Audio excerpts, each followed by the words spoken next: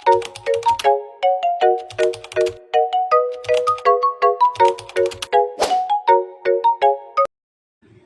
everyone, I will discuss Chapter 5 Summary, Conclusion, and Recommendation. This is the last chapter of the thesis and the most important part because it is here where the findings and the whole thesis, for that matter, are summarized.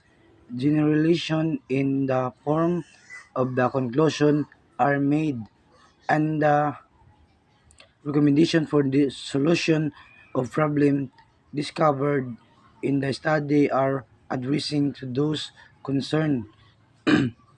So this the last chapter of the thesis is where the findings and the entire thesis are summarized, conclusion are made, and recommendation for addressing discovered problem are presented. Summary of findings. Guidelines are written the summary or findings.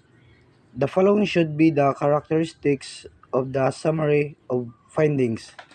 Number 1. There should be a brief statement about the main purpose of the study, the population or respondent, the period of the study, method of research, use the research instrument, and the sampling design. There should be no explanation made. Um, It should include a brief statement about the main purpose of the study and mention the population or respondent or statement, the period of the study.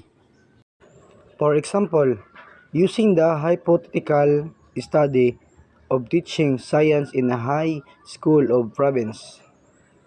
This study was conducted for the purpose of determining the status of teaching science in the high school of province A. The descriptive method of research was utilized and the normative survey techniques was used gathering data. The questionnaire served as the instrument for collecting data. All the teachers handling science and a 20% representative sample of the students were the respondent. The inquiry was conducted during the school year 1989-90. Number 2. The findings may be lumped of the all together but clarify demands that each specific questions under the statement of the problem must be written first to be followed by the findings that would answer it. The specific questions should follow the order they are given under the statement of the problem. So, it's important to maintain clarify by addressing each specific questions from the problem statement individually, followed by the corresponding findings. The specific question should be presented in the same order as the appear in the problem statement. This is an example. How qualified are the teachers handling science in the high school of province A? Of the 59 teachers, 31 or 54% were BSA graduate and 3 or 5.08% were on BSA bachelor degree holders with at least 18 education units.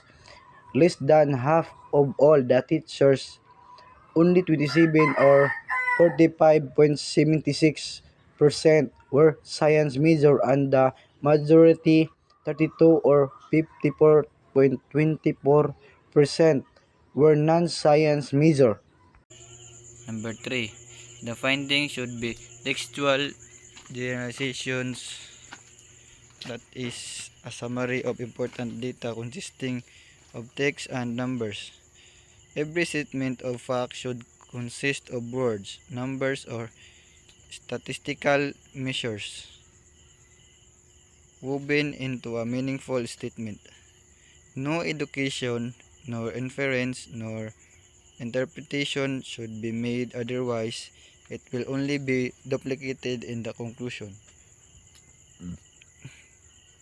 Only the important findings, the highlights of the data should be included in the summary, especially those upon which the conclusion should be based. Number 5.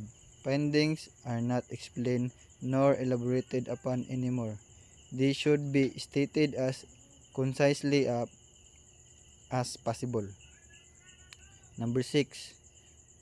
No new data should be introduced in the summary of findings. Thank you.